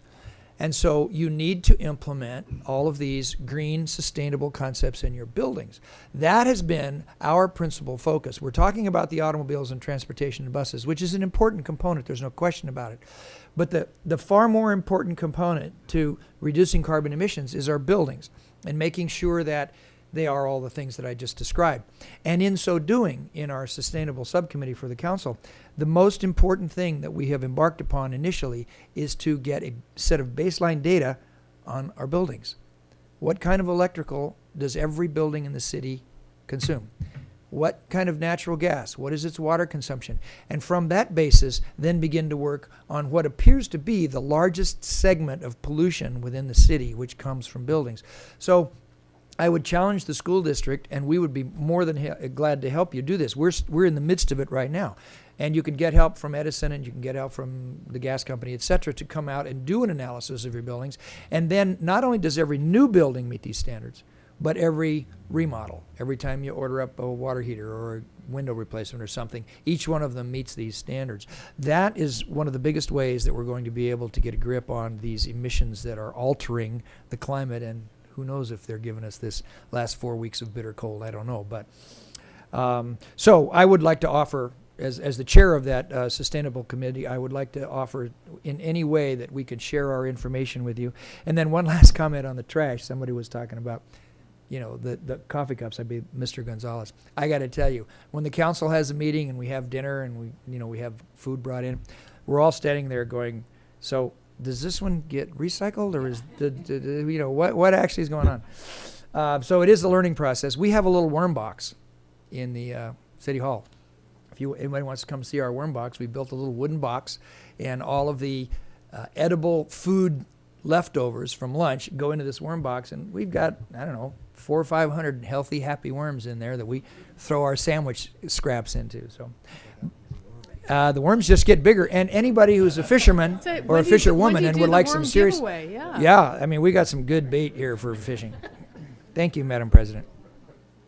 Oh, Ms. Schneider, okay. Sorry, I meant to mention it earlier, and Ms. Falcone said the word, and it triggered it to me, which had to do with incentives, and that had to do, a lot of the committee that we're working on with recycling was the incentive piece, that it's a feel-good to have, to go through programs and reduce recycling and increase recycling, reduce trash, but as much as what this committee was talking about, as much as we can incentivize each campus somehow to create their own way to make it the highest potential they can, the better. And of course, if there's a cost savings, any type of cost sharing of those savings, saving the district funds, saving the actual campus some funds, what a great incentive that can be. Thank you for bringing up that word, because that's been a big part of that discussion, and no decision's been made, but I think that's a very exciting way to get students involved and teachers and principals and actually saying, well, if I do this, not only am I doing something good for my environment, but actually something can come back in a tangible way that I'll see. And so I meant to bring that up earlier. And thank you again for all your work on this. We're really excited to keep on keeping on. So. May I comment? Yeah, I'm Dr. sorry, Sarvis. I'm not normally this talkative during our board meetings, but I really have to thank the city for its efforts and its leadership in this. To have you have gone through our garbage site by site and given us counts and told us how much recycling we were actually trashing and how much we could have recycled really set the stage for a major competition between our schools, and I'm proud to announce that John Vecchio at Santa Barbara Junior High is in the lead in that competition right now. These people really take that to heart. For you to go through the wastebasket with the pony basket to give a very visual image of how much is probably trash and how much is to be recycled. And in schools, we go through a lot of paper. Now, we try to use the backs of that paper, but we still throw a lot of paper away. And for us to contaminate that with one apple core or one banana peel is just inexcusable. So you set the stage for that. You showed us how to do that. And in fact, I even think you gave us all the little pony packs here for our district office. Thank you. Absolutely. And now you appear to have thrown down the gauntlet even further. So we will be racing after We're in you this to try together, and catch It's up. not one against the other. It's a nice community to have spirit. someone providing the leadership and a lot of the methods in order to achieve it. Yeah, absolutely. I have a request for a brief break before we get on to item 16, which is the report on the status of school district options for the Hidden Valley property. So, yeah, quick 5 minutes. Yes. Committee, I love that. I That's a like that quote. too. That's a direct quote. That's the quote of the month, isn't I it? know, I love sustainable Is that like being a sustainable council member? Yeah, just keep going and going. No, you can have that. Okay. We are back after a brief break. We are about to begin. Item 16, report on status of school district options for the Hidden Valley property. I know we have some residents of Hidden Valley here. I have a number of speaker slips that we will get to after the staff presentation. Good. I'm going to ask our district land use consultant, Pat Saley, to deliver this presentation, but I'd like to run you through the first couple of slides here in order to set the context for this. This is something that was put in place a number of years ago in 2004 with the District Real Property Advisory Committee that involved a number of community members. Don Olson, I know, came in from the city. I think we had some other people from the city as well, to talk about what the district properties could bring to the district. We have two of the properties, Tatum property and the Hidden Valley property, that cost us $100,000 a year. That isn't the worst of it. The worst of it is that the district has a fiduciary responsibility to manage its properties and manage them well to the benefit of its students. And the question was, what can these properties bring to the district? What can they do for us? What can they do for us by way of recruiting and retaining quality staff? That may be a housing issue. It may not be. We have 300 staff members who say they want help with housing. It may simply be through revenue, because recruiting and retaining quality staff is very much a revenue issue, especially here on the South Coast. The ties to the facilities master plan are also critical. You heard a presentation earlier on construction projects. We currently have 23 school programs spread over 17 different sites. In fact, we probably have more buildings than anyone else, any other organization here on the South Coast. And for us to make good use of those facilities and for us to use the other facilities to help our programs is critical to us. Well, I'll save this part of the discussion. Let's go to the next slide. Because I want to review with you enrollment trends, and we are part of that great trend in the state of California where you see declining enrollment in the coastal school districts. I mean, this happens in Monterey, Malibu, just up and down the coast.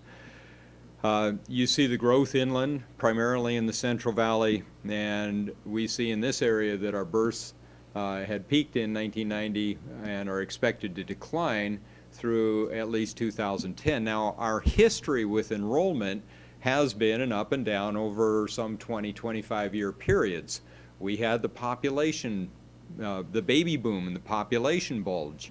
At one time in the late 60s, we were up to well over 6,000 students in our elementary district. That declined to about 3,500 students in the mid-80s. In the mid-80s, it was quote-unquote obvious that we would never need those downtown schools ever again because, after all, we only had 3,500 students. We made the mistake of selling those properties. One of those is a parking lot, city parking lot now. Over the last 7 years, you see the decline. And that decline runs from the year 2000 at just over 6,000 students. That, by the way, has been a climb back up from the mid-80s, 3,500 students, to a little over 6,000 students. In the year 2000, it was 6,008 students.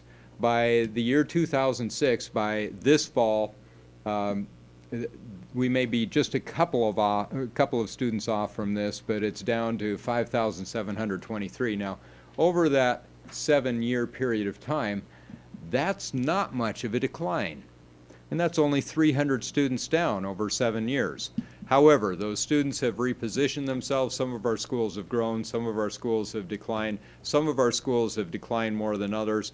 But overall, to see this kind of a decline really means that on a year-to-year basis, you have another classroom available here at this school, 2 more classrooms at that school, a classroom at that school. We are not yet at the point where we can close an elementary school, for example. Yet our costs at these schools in some cases remain constant. We can reduce the teaching staff on a proportionate ratio basis, but we still have the same square footage to clean. We still have the same fields to maintain. we still have, because we like to use those classrooms for music, for art, for science, as tech labs, we still have utilities expenses in those rooms. And in fact, some of those costs for our smaller schools are actually increasing. And we have to figure out a way to make our small schools as efficient to operate on a cost basis as our larger elementary schools. But nevertheless, you see a decline, and what that decline means, and you'll see it on the next slide, is primarily a loss in revenue. Our revenue comes from the state. It is in part based on property taxes in this community. The rest of it is made up by the state through state sales tax and through state income tax, so that we get in the elementary district a little over $5,000 per student, in the secondary district, and we have just a couple of secondary schools here in the city limits of Santa Barbara, a little over $6,000 per student. That decline has hit both districts. Both districts are receiving less revenue on a yearly basis than they had the previous year, and that creates problems for us with our budget.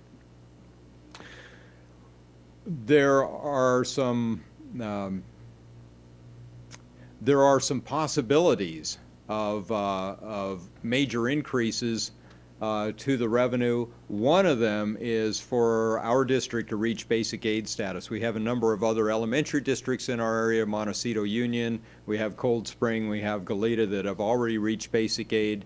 Hope districts will soon reach basic aid. We are probably 3 to 5 years out in our elementary district, and probably something like 12 to 15 years out in the secondary district. And it all depends on the projection of tax revenue increases and property tax revenue increases, and the projection of declining student population. And as you just saw, our decline in the elementary district, which is our largest decline, is still fairly nominal. In the secondary district, it's less than 1%. Nevertheless, it is still declining. We will be looking at basic aid and what that does to our district, and that's a significant source of revenue for us in the future, just as these properties are a significant potential source of revenue for us in the future. Oh, I'm sorry, basic aid, that's a great idea, Jim. Basic aid is the old way that school districts were funded, and they were funded simply based on property tax revenue. Well, there was such a discrepancy across the state that the courts decided in the 70s that that was not fair, and instead of using simply property tax, and the state was charged with the responsibility for equalizing, for bringing everyone up to the same level, well, relatively same level. The revenue limit on each district is a little bit different, but it in general brings most elementary districts up to about $5,000 per student, most secondary districts up to about $6,000 per student. So to cross that threshold, if there are few enough students and enough property tax revenue so that we cross that threshold to basic aid, may only cross that threshold by $1 the first year. The second year, it may be $1.5 million. There are districts around us that don't get just $5,000 per student. There are districts around us that get twice that per student and 3 times that per student. That's a significant amount of money. It means a lot in terms of class sizes and salaries. It means a lot in terms of programs, additional programs, all the add-ons that we would love our students to have. Limited capital funds available for capital improvements is something that you just heard about by way of the I-98 bond construction projects and the 2000 Measure V construction projects, which are bond projects in the secondary district. Because of additional costs in construction, primarily because of additional ADA requirements, that money has not gone the distance that we intended it to go. We have more construction projects in mind We had anticipated more at the elementary level in 1998, had anticipated more at the secondary level in 2000, and that money is essentially worth about half of what it could buy us just 5 years ago. We need revenues to continue these projects.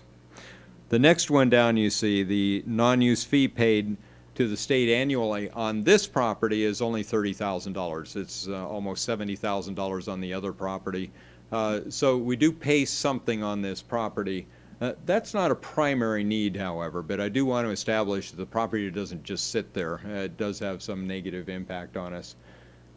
And finally, in terms of lease revenues, if we learned our lesson about not selling properties and we lease these properties, we can use those lease revenues in the general fund. We can use them toward a number of needs. They could be toward capital needs. They could be toward salaries. They could be toward programs. There are a number of needs in the general fund that we could apply them to. And with that, I'd like Pat to continue then with what we saw in the feasibility study, what our options are, what our options are likely to bring to us. And I will tell you that the board is still considering these options. There have been no decisions made here. I know a year ago you heard that the decisions had been made. There have been no decisions made. And I don't know how the board is likely to vote on these options, but we have plenty of study yet ahead of us. Thank you, Madam President, Madam Mayor, members of the council and school board.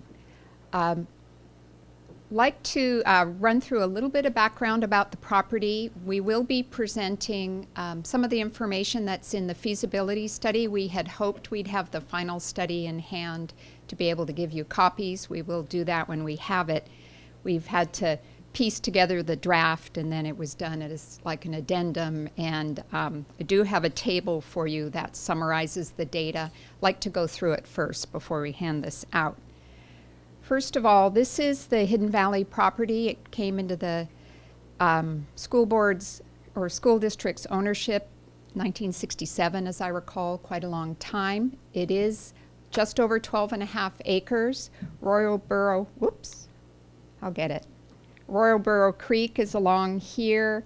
Palermo Drive comes right in here. We have Veronica Springs over on this side leading to Las Positas. It's really a very lovely site if you've ever been there. It's located in the city. Zoned E3, which is residential, 7,500 square foot minimum lot size, and the general plan that basically corresponds to that is 5 units per acre. I didn't put anything on the slide about what the allowable density is under existing zoning because, like everything else, that's going to be subject to debate. Many, many years ago, Don Olson says I was involved in this, but I still don't believe him. We did a theoretical subdivision on this property. There are like 30-foot half-street easements, paper easements along here, and also easements along this bottom part. Makes for some challenges in laying out a subdivision. That method resulted in 48 units. If you take the simple general plan, 5 units per acre times 12.5, you're somewhere over 60. That needs to be worked out. We're not saying any particular number is the number. An assumption was used of 56 units somewhere in the middle. You know, the numbers are not hard and fast at this time. It's still very early. We studied a range of options. The goal, as you do typically in studies like this, you try to bracket the range of options from just selling the property outright to doing some sort of higher density workforce housing project. In terms of sale, with and without entitlements, of course it would take more work on the district's part if they were to go through the review process, but the value of the property goes up. 2 different workforce housing projects, a standard subdivision on a ground lease, as Dr. Sarvis just talked about. The ground lease approach from a financial or fiscal standpoint really helps the district a lot. Infusion into the general fund, that's one of the considerations. And then in the final report, we asked the consultant to put together a hybrid project, still higher density than existing zoning would allow, but half market rate, half workforce housing. So, like to run through a few slides again. We have it in a handout, copies for everyone. These were the findings or the summary from the feasibility study. The as-is sale, something that one would think the district would not be terribly interested in, but who knows. Again, approximately 56 units were assumed. The short-term return from selling the property would be on the order of $8.6 million. These are all 2006 dollars. There would be no long-term revenue. Once the property is sold, the district has no control over it. And obviously, no households, no families that had someone working for the Santa Barbara School District, none of them would be served by this option. But there would be an infusion of cash, $8 million, into the capital improvement budget. The same property being sold, but after all the entitlements or approvals had been acquired, again 56 units. The district would have costs associated with the review process. The short-term return from that sale would be almost twice what just selling it as is, around $15 million.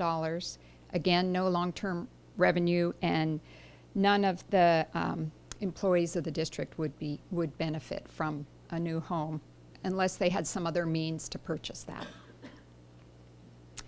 We looked at 2 workforce housing projects at 2 different densities. The first 98 units, about a third of those were assumed to be detached single family, 2/3 townhomes and flats, but about 1/3 single, 2/3 attached. We assumed a ground lease, which does, when you have for sale units, lower the price, potential selling price of that unit because there are controls. You don't own the dirt. Westmont College has done that, and several other projects in and around the state. The range of costs for those units, these workforce units, would be from around $200,000 to almost $500,000, and the average would be about $322,000. So the short, pardon me? Cost. The short-term return would be just over $7 million, and because of the ground lease, the long-term return, as well as resale controls and such, and some percentage increase going to both the seller and the district, of around $5.5 million. And this 98-unit project would presumably 100% be dedicated to Santa Barbara School District staff, and maybe some other hierarchy if there's not demand. Very similar project, but what is that? 26 units smaller, about half detached single family, half attached units, again on a ground lease. The cost would be expected to be about the same as the 98-unit project, but the average cost, because of the ratio, 1/3, 2/3, 1/2, 1/2, the average cost would be higher, about $380,000. The short-term return would be less, $5.8 million, because there are fewer units. Long-term return would also be less. The fewer units, less units turning over, et cetera. And potentially 72 Santa Barbara School District households could benefit. Madam President, may I ask a question here? How long is the ground lease, and have you factored in the fact that when the lease is over, the property comes back to the school district? Mr. Price, I you're mean, probably the best one, or- we have to presume that in some future point, there's a significant value coming back to the district, and then the question is, what is the length of that lease? The presumption, I believe, that went into the UNIDEV study was 75 years. Okay. We looked at one market rate development on a ground lease, and actually the Goleta Union School District has 2 projects they did in the mid-'80s, Sungate Ranch, and I can't remember the name of the other one, but this has been done, market rate homes on a ground lease. Again, we assumed around 56 units, The district would go through the review process. The short-term return would be quite high, 13 million. The long-term return would be 20 million, but none of the staffs would be able to reside in this development. So this would be one that goes very heavily on the revenue side, but clearly the trade-off in terms of the goal to provide some housing for staff would not be met.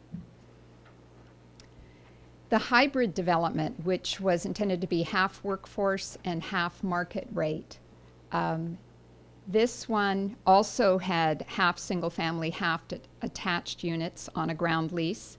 Their workforce housing would average about $380,000 per unit initially. The market rate units would be almost twice that, around $750,000. And half of, and I neglected to put that, this is assuming 72 units. Half of those units, 36, would be available to Santa Barbara School District staff. The revenue is also potentially high. Short-term, 16.2 million, and long-term, almost 15 million. So that's somewhat of a blend. So conclusions, where we are, where we're going. The district certainly has a range of options, from kind of the no project, sell as is, or I guess no project would be really just leaving the property as is, to outright sale, to 100% workforce housing project at some sort of density. We don't know. The trade-offs are many. Ground lease versus outright sale, rental, there's a demand for rental housing as well. The number and types of units, attached, detached, stacked, side by side, there are lots of factors. And probably most importantly, in the near term at least, the need for the district to work with both the city and the neighborhood. And in terms of working with city staff, something we'd like to hear from both the board and the city council today, or any thoughts you have in terms of how we might sort of start studying and maybe culling some of these options out and narrowing that field. Last slide, where we see this going. We intend to sponsor 3 public workshops, the first just being an overview of the study. Some of the questions Mr. Barnwell asked, those are the kinds of things. We want to make sure everybody really understands what these trade-offs are. It's very important. We would have a second workshop focusing on the Hidden Valley property. We'd like to have it at Adams School or somewhere close, maybe La Cumbre, somewhere close to the site. We'd like to do the same for Tatum, maybe at San Marcos High School, to be as accessible to the neighborhoods and the community as we can throughout the process, but probably immediately after the workshops, get some direction from the board as to what they're interested in doing, what they'd like us to work on in greater detail. Sometime in the near future, we'd like to go to the City Council's Planning Commission for a concept review. That may be with all the options. It may be with just 2 or 3. I think until we hear from the board, we don't know. And then assuming the board at some point really narrows the list down after we've done our analysis, we would get into further study. Density is a big question for everybody. The mix of unit types, are they for sale, are they rental, ground lease, outright sale? There are a lot of variables. What would the relative revenue be to the district, both in terms of its capital budget as well as the general fund? That's one of the more attractive aspects of the ground lease. And of course, neighborhood issues, those are big. And at some point down the road, we'll refine those options and a formal application will be submitted to the city. But before you ask me, no, I don't know when that will be. This will take us a while, and we've tried to be careful and circumspect as we've gone through this process. We want to make sure we do it right, and both properties are very valuable assets, and we recognize the responsibility to the community and to the students in the district, and think it's a good opportunity, but we want to do it right. So be happy to answer any questions. Yeah, let's hear some questions and comments and then get to our speakers. Ms. Schneider? Just a couple of quick questions. One, forgive my ignorance, large is the school district's operating budget on an annual basis? Just so I can put these numbers in context. Both districts, $130 million. Okay, 130 million operating annually. And Elementary? that's both. Oh, what's the, oh, and how does it split up? It's both, 130. No, I'm sorry. How is it split up? That, I just needed the 130. That helps. That's fine. Don't go there. I guess the question for Ms. Saley about how were the market rate value averages calculated? I saw 750,000 average. This is new. If anything happens, it's new construction. Median home price is $1 million more or less. So how did we get to 750 for new construction? Madam Mayor, in response to Mrs. Schneider's question, that's not an easy one to answer, and maybe you could come to the first overview of the study. We have Jim Raby, who's with Marston Kaiser? Close enough. Who has worked with a lot of special districts, and he will be a very integral part of these discussions and make presentations.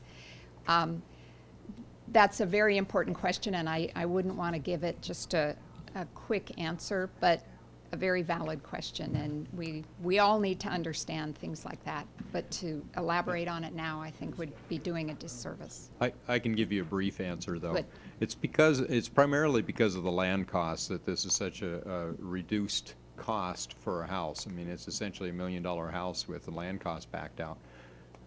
So by not buying the property and leasing the property, you have a reduction of the cost of something like 30% of the cost. And I mean, now that may vary, but it's roughly that. Mr. Williams. I was thinking which Madam one to go on. President, if I may, Ms. Saley, could you put the map? I'm Sure. sorry, did I cut? Sorry. Mr. Williams was next. Excuse me, Mr. Williams. You didn't see me tip my hand. I missed it. My bad. You had a map, an overview, an aerial. This one? Yes. So the creek is in the lower left of that picture. Am I correct? The blue, and then this yellow is an intervening parcel. Yes. Right? Yes. Between we're the purple guys with the red line around it. So, what is the development potential, if any at all, of that yellow parcel? Madam Mayor, in response to Mr. Barnwell, and Betty Weiss and Paul Casey are here, and I'm sure they'll pipe in if they have something else to add. And who does but- it belong to, I guess? in that question? Okay. Glenn Parks, who now farms some of this land, his family owned, this was called Parcel A, this was called Parcel B, C, and then up here on the hill next to the church was D. And then he sold this one parcel. About 5 or 6 years ago, JM Development had an option on B, C, and D and worked with the district and Hillside House. That's a whole other chapter in a book. But the Arroyoboro Creek is pretty readily erodible, and the banks are changing. And I know for the Hillside House development proposed down here, the geologic setback is really pretty significant. So this is also zoned E3, and I don't recall what the acreage is. It's probably like around 5 acres or so. It's somewhat limited, but there is certainly some development potential. And what the district was trying to do 5 or 6 years ago was, given how difficult this parcel is to develop, and then this little landlocked parcel right here, didn't it make more sense for everyone to work together? And we were trying to do that. The door is Exactly. certainly not closed on that. I mean, I think that's a very legitimate issue that we have to figure out. How does the Parks family fit into this? And Carolyn Parks is Mr. Parks' daughter, and she's in real estate and fortunately speaks the language, which makes all this much easier. But we haven't figured that out, and that's a big question. Okay, because it does seem indeed to be a big part of. Just looking at the city perspective, if I may, just a moment, Madam President, it's an area-wide kind of issue, not just a parcel issue, as to what do we do. And that area-wide issue also is the neighborhood's concerns about traffic. It's also the neighbor concerns about green space, and if we do put in a development, can we cluster it and keep some green space, et cetera, none of which you've addressed, all of which will be really the I think, for me at least, it'll be the thin edge of the wedge. Is there any discussion about another access point to the property through the Hidden Valley so that all the traffic doesn't come along Palermo? My understanding, if this answers your question, here's the Hillside House parcel that has frontage on Veronica Springs. There is a public road proposed to be stubbed out right there. Is that correct? Am I in the way? See what you're talking about. Okay, well, I guess I can take this. For you. And you can come and join in the rummage sale if you like too. Well, You can buy my old things. if you bring the clothes that you bring, do they need to be freshly dry cleaned and? Not dry That's right. cleaned, I would think, probably if it's laundered, that'd be great, but I wouldn't worry about the dry cleaning. Okay. People who go to rummage sales have a good time with it. Tiara is probably the expert on this. In fact, she's on the committee. There's no broken items or Nothing anything. broken, right. Okay, so that would be fun, and if you'd like to join, we will be over there as early as 7 in the morning. We're going to be at the Santa Barbara High School where there's actually a rummage sale held every Saturday, and we'll start at 7 that day. And I have promised that I will be there, heavy in the middle of it all. That's the same weekend as the avocado festival. I know. Oh, is it the same weekend? I think maybe Avocado Festival's in the Oh, next you're week. right. Yes. That's a week. Yeah.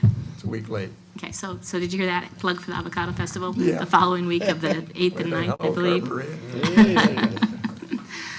Okay, I've had a couple of requests to park vehicles on MTD's property, and I don't have to have an answer to this tonight, but I did not make this an agenda item, but Santa Barbara Foresters owns one bus and uses it for something called Hugs for Cubs and is looking for a place just to park this vehicle when it's not being used. Similarly, Easy Lift, we've had conversations last year about possibly sharing the entire facility with Easy Lift.